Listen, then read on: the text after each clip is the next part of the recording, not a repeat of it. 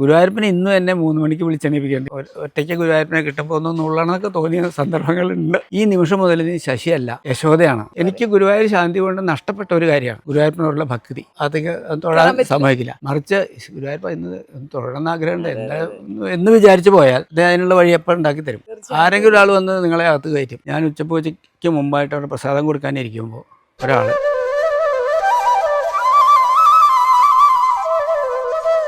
എല്ലാവർക്കും നമസ്കാരം.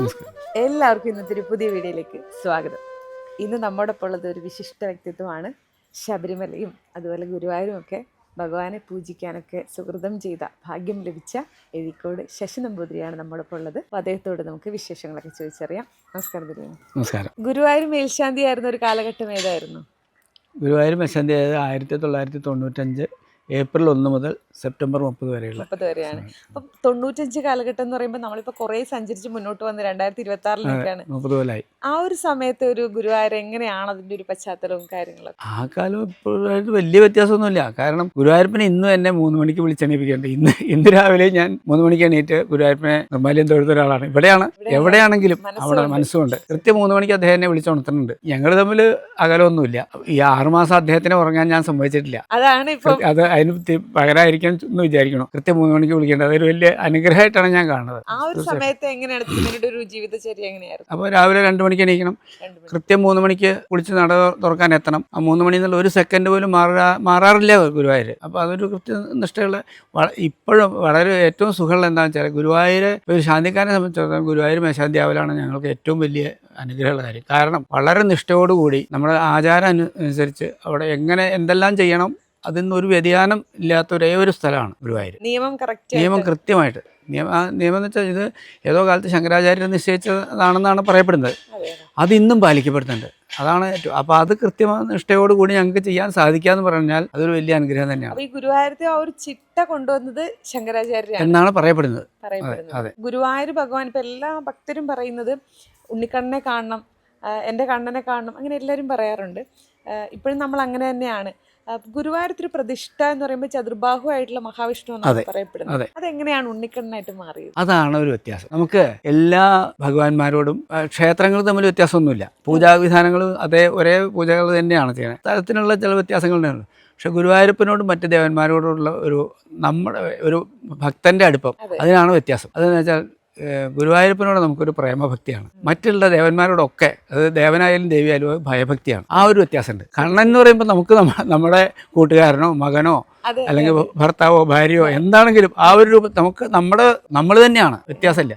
മറ്റുള്ളവരോട് നമുക്ക് അപ്പോഴേക്കും ഒരു ഭയഭക്തി തോന്നും. മറ്റു ദേവന്മാരോടൊക്കെ ആ ഈശ്വരനും നമ്മളും തമ്മിൽ വ്യത്യാസമില്ലാത്ത അനുഭവപ്പെട്ടു. അമ്മ ഞാൻ മേശാന്തി ആയിട്ട് അവിടെ എനിക്ക് നറുക്ക് കിട്ടി ആദ്യം ചെന്നപ്പോൾ എൻ്റെ അമ്മ പറഞ്ഞത് ഈ നിമിഷം മുതൽ നീ ശശിയല്ല യശോദയാണ് എന്നാണ്. അതൊരു ചെറിയ ഉണ്ണിയാണ്.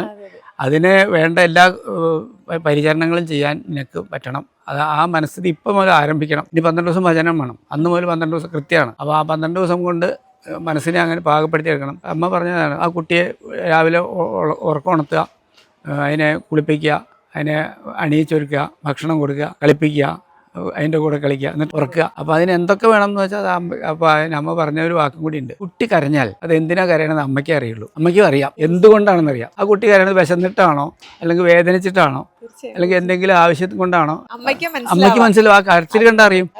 അതെ. അപ്പോൾ ആ ഒരു മനോഭാവം ഉണ്ടാവണം എന്ന് അമ്മ എന്നെ പഠിപ്പിച്ചിട്ടുണ്ട്. അത് ഈ നിമിഷം വരെ എനിക്ക് ഗുരുവായൂർ ശാന്തി കൊണ്ട് നഷ്ടപ്പെട്ട ഒരു കാര്യമാണ് ഗുരുവായൂരിനോടുള്ള ഭക്തി. അതെ, ഭക്തിയല്ല, എനിക്ക് മറിച്ച് വാത്സല്യമായി.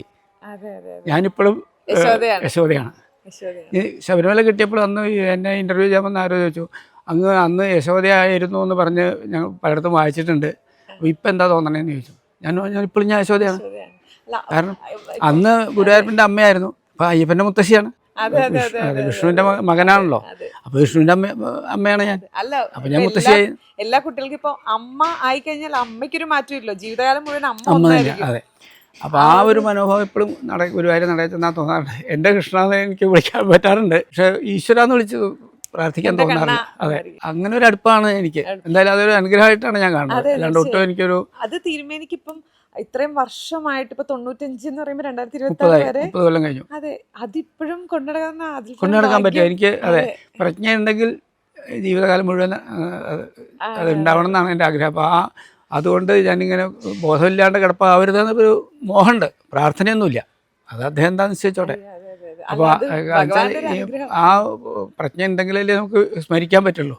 അപ്പോൾ അദ്ദേഹത്തിൻ്റെ കൂടെ ഉണ്ട്, എല്ലാ കാര്യത്തിനും ഉണ്ട്. ഞങ്ങൾ ഇങ്ങനെ സുഹൃത്തുക്കളായിട്ടോ അല്ലെങ്കിൽ അമ്മയും മകനുമായിട്ടോ എങ്ങനെയാണെങ്കിലും അങ്ങനെ ഒരു ഏകഭാവമാണ് ഞങ്ങൾ. അതിപ്പോഴും അനുഭവിക്കാന്ന് പറയുന്നത് തിരുമേനിയുടെ ഒരു ഭാഗ്യം തന്നെയാണ് ശരിക്കും. എൻ്റെ എന്നല്ല, എല്ലാവരുടെയും ജീവിത ഭാഗ്യമല്ലേ. ഭാഗ്യമാണ്. അത് നമ്മളാരും പ്രതീക്ഷിച്ചതോ അല്ലെങ്കിൽ കെട്ടിപ്പടുക്കാൻ കൊണ്ടുവന്നതോ ഒന്നുമല്ല നമുക്ക് സംഭവിക്കണേ. അപ്പൊ എല്ലാവർക്കും അത് ഭാഗ്യമാണ്. അത് ഭാഗ്യമായിട്ട് കണക്കാക്കിയാൽ മതി. വേറൊരാൾക്ക് അതിനേക്കാൾ കൂടുതൽ കിട്ടുക അല്ലെങ്കിൽ അതിനേക്കാൾ കുറഞ്ഞ് കിട്ടുക ചെയ്യുമ്പോൾ നമുക്ക് അതിന് ഭാവവ്യത്യാസം ഉണ്ടായിരുന്നാൽ മതി. നമുക്ക് നമ്മൾ പ്രതീക്ഷിച്ചേക്കാൾ കൂടുതൽ ഒരാൾക്ക് കിട്ടിയാൽ അയാൾ അസൂയ ഉണ്ടാവരുത്, കുറഞ്ഞു പോയാൽ നമുക്ക് അഹങ്കാരം ഉണ്ടാവരുത്. അയാൾക്ക് അത് ആവശ്യിച്ചിരിക്കണം, എനിക്കിത് ആവശ്യിച്ചിരിക്കണം, അത്രേ ഉള്ളൂ. തിരുമേനി പറഞ്ഞു യശോദാഭാവമാണ്, യശോദ കുഞ്ഞിനെ ഒരുക്കുന്ന എല്ലാ കാര്യം. അപ്പം യശോദ കണ്ണൻ എന്ന് പറയുന്ന ആ ഒരു ബന്ധം തന്നെ നമുക്ക് എല്ലാവർക്കും അറിയാം. ഭയങ്കര കുസൃതിയും കുട്ടിത്തം കൂടുതലാണ് കണ്ണന്.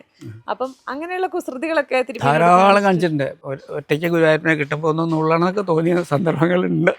അതെ, അങ്ങനെ ഫീൽ ചെയ്തിട്ടുണ്ട് ധാരാളം സമയങ്ങളിൽ. അപ്പൊ അതൊക്കെ അത് അനുഭവങ്ങളാണ്. കുസൃതികളേ ഉള്ളൂ അദ്ദേഹത്തിന്. ചെറിയ കുട്ടിയല്ലേ, പല കുസൃതികളും കാണിച്ചിട്ടുണ്ട്. അദ്ദേഹം നമ്മളെ കളിപ്പിക്കും. അപ്പോൾ ആ കളിപ്പിക്കുമ്പോൾ നമ്മളത് അതിൻ്റെ കൂട്ടത്തിൽ നടന്നാൽ മതി. അവിടെ കണ്ണനും ശശിയായിട്ട് മാറിയാലേ കുഴപ്പമുള്ളൂ. അയാൾക്ക് കളിച്ചോട്ടെ എന്ന് വിചാരിച്ചാൽ അയാളുടെ കൂടെ കൂടിയാൽ അയാൾ കളി നിർത്തിക്കോളും. അമ്മ ഉപദേശിക്കുന്ന പോലെ അല്ലെങ്കിൽ അമ്മ ഗുണദോഷിക്കുന്ന പോലെ അങ്ങനെ അതൊക്കെ അതാ പറഞ്ഞേ, ഒന്നും ഉള്ളാൻ തോന്നിയിട്ടുണ്ടെന്ന് ഞാൻ പറഞ്ഞപ്പോൾ മനസ്സിലാക്കാതെ. അപ്പോൾ അങ്ങനെയുള്ള പല സന്ദർഭങ്ങൾ അടുപ്പത്തിൽ ഞങ്ങൾക്ക് തോന്നിയിട്ടുണ്ട്. ഈ തിലകം അല്ലെങ്കിൽ ആഭരണങ്ങൾ കാണാൻ എനിക്ക് എൻ്റെ കാലത്തുണ്ടായിരുന്ന ഒരു ദിവസം ഒരു 5-6 തിലകം കാണാനില്ല. നമ്മൾ ഒപ്പിട്ട് കൈപ്പറ്റിയിട്ടുള്ള സാധനമാണ്. സ്വർണ്ണമാണ്. അവിടെ ഗുരുവായൂർ ശീലാകത്ത് സ്വർണവും വെള്ളിയും മാത്രമേ ഉള്ളൂ. അല്ലാതെ വെള്ളം വെക്കണ ഒരു ചെമ്പ് പാത്രം മാത്രമേ ഉള്ളൂ. ബാക്കി എല്ലാം സ്വർണവും വെള്ളിയാണ്. വേറെ ഒന്നും അകത്ത് കയറ്റാറില്ല. ഇപ്പോൾ മാലകൾ കൊണ്ട് എന്നാലും ഇപ്പോൾ നിങ്ങൾ ഇപ്പോൾ ഒരു ചരടിയെ വെച്ച് കൊടുക്കുക അങ്ങനെയുള്ള ഏർപ്പാട് അവിടെ ഇല്ല. അതൊന്നും അകത്തേക്ക് കയറ്റാറില്ല. അപ്പോൾ ഈ സ്വർണ്ണമാലയും ഉപയോഗിക്കാത്ത പുതിയതാണെങ്കിൽ സ്വർണ്ണമാലയോ വെള്ളിമാലയോ ആണെങ്കിൽ അത് ചാർത്തി തരും. അല്ലെങ്കിൽ മാലയല്ല ആഭരണങ്ങളാണെങ്കിൽ അല്ലാതെ അത് കൊടുക്കാം. അതാണെങ്കിൽ അത് അവിടുത്തെ കഴകക്കാർ വാര്യന്മാർ തരണം, അല്ല പുറത്തുനിന്ന് കൊണ്ടുവന്ന് മാല അകത്തേക്ക് എടുക്കാറില്ല. അപ്പോൾ ഞാൻ പറഞ്ഞു എൻ്റെ സന്ധിക്കാലത്ത് ഒരു 5-6 തിലക ഒരു ദിവസം കാണാനില്ല, ഏതാണ്ട് ഒരു 6 കാണാനില്ല. ഉദയാസ്തമന പൂജയുള്ള ദിവസം ഉപയോഗിക്കുമ്പോഴാണ്. അപ്പോൾ ആരെങ്കിലും ഞാൻ ശ്രദ്ധിക്കും അകത്ത്. അവിടെ ഞങ്ങൾക്കൊരു വേറൊരു നിയമമുണ്ട്, നോക്കി അടയ്ക്കുക, നോക്കി കാണുക എന്നൊരു ഏർപ്പാടുണ്ട്. എന്ന് വെച്ചാൽ അതായത് ഇപ്പോൾ ശ്രീലാകത്തേക്ക് കയറിയാൽ എല്ലാ സാധനങ്ങളും സ്ഥലത്തില്ല. അപ്പോൾ അവിടെ മറ്റുള്ള ക്ഷേത്രങ്ങളിൽ നിന്നുള്ള വ്യത്യാസം ഞാൻ പറഞ്ഞൊരു ഏത് സ്ഥാനത്തിനും സാധനങ്ങളും വെക്കാനൊരു പ്രത്യേക സ്ഥാനമുണ്ട്. അവിടെ ഇങ്ങനെ നമ്മളൊന്ന് വെറുതെ നോക്കിയാൽ മതി, അത് ഏതെങ്കിലും ഒരു സാധനം മിസ്സായിട്ടുണ്ടെങ്കിൽ നമുക്ക് അറിയാൻ പറ്റും. ഏതെങ്കിലും പാത്രം ഇല്ലെങ്കിൽ വിളക്ക് കണ്ടില്ലെങ്കിൽ അതില്ലെങ്കിൽ നമുക്ക് അത് നോക്കി കാണാൻ പറ്റും, അറിയാൻ പറ്റും. തിലകാണെങ്കിലേ തിലകം വയ്ക്കാനൊരു പ്രത്യേക സ്ഥലമുണ്ട്. അപ്പോൾ അവിടെ നോക്കി അറിയാം. അപ്പോൾ അവിടെ വൈകുന്നേരം ചെന്ന് കഴിഞ്ഞാൽ നട തുറക്കുമ്പോൾ ആദ്യം ചെന്ന് നോക്കുമ്പോൾ ചാർത്തിയ തിലകങ്ങളൊക്കെ ഉണ്ടോ നോക്കിയപ്പോൾ 1-2 കാണാനില്ല. അപ്പോൾ ശ്രദ്ധിച്ചപ്പോൾ നോക്കിയപ്പോൾ അവിടെ ഉണ്ടാവുമെന്ന് വിചാരിച്ചു നോക്കിയപ്പോൾ 5-6 കാണാനില്ല. അപ്പോൾ പൂവിലുണ്ടാവുമെന്ന് വിചാരിച്ചു പൂവൊക്കെ തപ്പി നോക്കി കിട്ടിയില്ല. കോയമ്പ പിറ്റേ ദിവസം രാവിലെ അവർക്ക് കിട്ടിയ പൂവിന്ന് 2 കിട്ടിയെന്ന് പറഞ്ഞു. 2 കൊണ്ട് തന്നു. 2 കിട്ടിയപ്പോൾ 2 കിട്ടി. അത് കഴിഞ്ഞിട്ട് പിന്നെ അവിടുന്ന് ശീലാകത്ത് തന്നെ മിസ്പ്ലേസ് ചെയ്ത് അവിടെ വേറെ 2-3 ദിക്കിൽ കിട്ടി. 1 ഒഴിച്ച് ബാക്കിയൊക്കെ കിട്ടി. 1 കിട്ടിയില്ല. അപ്പോൾ ഞാനന്ന് മാനേജർ ഒരു KP കരുണാകരൻ എന്ന് പറഞ്ഞ അദ്ദേഹത്തിനെ വിളിച്ച് പറഞ്ഞു ഇങ്ങനെ 1 കാണാനില്ല. അപ്പോൾ അതിന് ഞാൻ നമുക്ക് പിന്നെ റീപ്ലേസ് ചെയ്യാന്ന് പറഞ്ഞു. അപ്പോൾ ഞാൻ പറഞ്ഞു ഞാൻ അതിൻ്റെ എന്താ വെച്ചാൽ കൊടുക്കാന്ന് പറഞ്ഞു. ദേവസ്വം തട്ടാനെ തന്നെ വിളിച്ച് വരുത്തി. അവിടുന്ന് ഒരു സാധനം മിസ്സായാൽ അത് മേൽശാന്തിയിലാണോ? മേൽശാന്തി നമ്മളെ ഒപ്പിട്ട് മേടിക്കണതാ. ശ്രീകോവിലിൻ്റെ അതല്ലെങ്കിൽ ഏത് ക്ഷേത്രത്തിലും ശ്രീകോവിലിൻ്റെ കസ്റ്റോഡിയൻ മേൽശാന്തിയാണ്.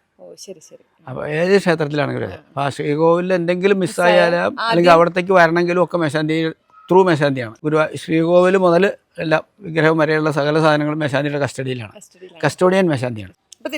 ഈ 1 കാണാതെ എല്ലായിടത്തും നോക്കി അന്വേഷിച്ചു, കിട്ടാതെ വന്ന് നോക്കണമെന്ന് നമ്മുടെ ചുമതലയാണല്ലോ. കാരണം നമ്മൾ ഉത്തരവാദിത്തമുള്ളതാണ്. 1 വെച്ച് ബാക്കിയൊക്കെ കിട്ടി. അപ്പോൾ അതിന് ദേവസ്വം തട്ടാനെ തന്നെ വിളിച്ച് വരുത്തി അത് റീപ്ലേസ് ചെയ്യാനുള്ള ഏർപ്പാട് ചെയ്തു. ഞാൻ ചെയ്തോളാം എന്ന് പറഞ്ഞു. അന്ന് നിസ്സാരമാണ്. ഇപ്പോൾ നിസ്സാരമല്ല, അന്നത്തെ വില കേമാണ്. അന്ന് 700 ജില്ല ഉറപ്പേറ്റാണ് ആ ഒരു തിലകത്തിന് പറഞ്ഞത്. 1 ഗ്രാം അങ്ങനെ എത്രയാണെന്ന് ഓർമ്മയില്ല, ഏകദേശം അല്ല എന്തായാലും 700 ജില്ല രൂപയാണെന്ന് എനിക്കൊരു ഓർമ്മയുണ്ട്. അപ്പോൾ ഞാൻ കൊടുക്കാമെന്ന് പറഞ്ഞു. അപ്പോൾ അത് കൊണ്ടുവന്നിട്ട് കൊടുത്താന്ന് പറഞ്ഞു. മാനേജർ എന്നെ ഉച്ചപൂജ കഴിഞ്ഞ സമയത്ത് ഈ തട്ടാനെ കൊണ്ടുവന്ന് അളവ് കാണിച്ചു കൊടുത്ത്, അല്ല സാധനം കാണിച്ചു കൊടുത്ത് ഒക്കെ വരഞ്ഞെടുത്ത് പുറത്തേക്ക് കൊടുക്കാൻ പറ്റില്ലല്ലോ. അപ്പോൾ അതുകൊണ്ട് അതൊക്കെ ശ്രദ്ധിച്ചു പോയി. പിറ്റേ ദിവസമാണോ എന്ന് തോന്നുന്നു. അല്ലെങ്കിൽ എന്തായാലും ഈ തിലകം കൊണ്ടുവരുന്നതിന് മുമ്പ് ഈ തട്ടാനിത് തിരിഞ്ഞ് പുതിയ തിലകം കൊണ്ടുവരുന്നതിന് മുമ്പ് ഒരു ദിവസം ഞാൻ ഉച്ചപ്പൂജയ്ക്ക് മുമ്പായിട്ട് അവിടെ പ്രസാദം കൊടുക്കാനിരിക്കുമ്പോൾ ഒരാൾ അയാൾക്ക് കഴിഞ്ഞ ആഴ്ച പ്രസാദം കൊടുത്ത കൂട്ടത്തിൽ കിട്ടിയതാണെന്ന് പറഞ്ഞ് തിലകം കൊണ്ടു തന്നു. അതാണ് അപ്പൊ അത് കിട്ടി. അപ്പം ഞാനത് മേടിച്ചില്ല. ഞാൻ അപ്പം തന്നെ മാനേജരോട് വരാൻ പറഞ്ഞു. കരുണാകരൻ സാർ വന്നു, അദ്ദേഹത്തിനെ കാണിച്ചു കൊടുത്തു. അത് ഇങ്ങനെ സംഭവം ഉണ്ടായിട്ടുണ്ടെന്ന് പറഞ്ഞ് കാണിച്ചു കൊടുത്തു.